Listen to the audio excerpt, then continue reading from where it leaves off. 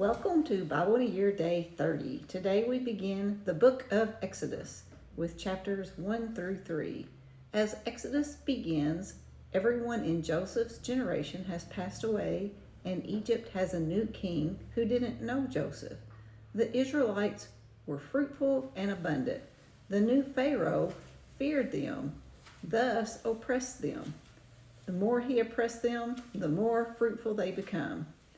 At the end of the chapter 1, Pharaoh commands, "Every son that is born to the Hebrews shall be cast into the Nile, but you can let the daughters live." Exodus 2 describes the birth of Moses and how he survives. If you aren't familiar with this, please take time to read it. Moses, a descendant of Levi, becomes Pharaoh's daughter's son. When Moses is grown, he witnesses an Egyptian beating a Hebrew, and he kills the Egyptian.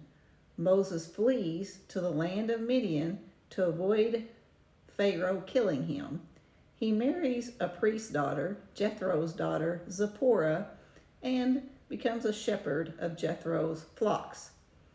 God captures Moses' attention one day when he's out shepherding. He sees a bush that's being consumed by fire. Well, at least it's burning with fire, but actually not being consumed. God identifies himself to Moses and calls him to help the Israelites, who are crying out to God for help.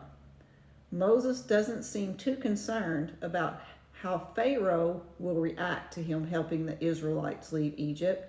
Here is what he is concerned about. "If I come to the people of Israel and I say to them, 'The God of your fathers has sent me to you,' and they ask me, 'What is his name?' what shall I say to them?" Having spent the majority of my career in a leadership position, I understand this. Gaining the trust and respect of those you lead is much more key to overcoming obstacles than the obstacle itself. God's reply: "Say this to the people of Israel, 'I am sent me to you.' The Lord, the God of your fathers, Abraham, Isaac, and Jacob, has sent me to you. This is my name forever, and thus I am to be remembered throughout all generations.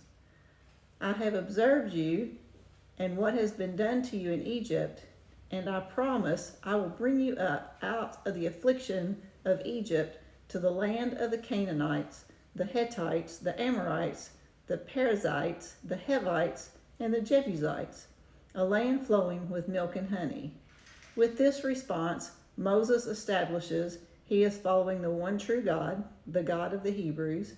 He knows their ancestors, and he knows the promise, the covenant, and the land that was promised to the ancestors. God tells Moses that the Hebrews will listen and that he and the elders of Israel will go to Pharaoh and request to let the people go on a 3-day journey.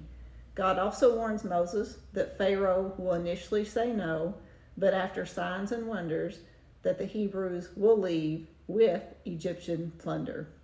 Tune in tomorrow for Exodus 4 through 6. Have a blessed day.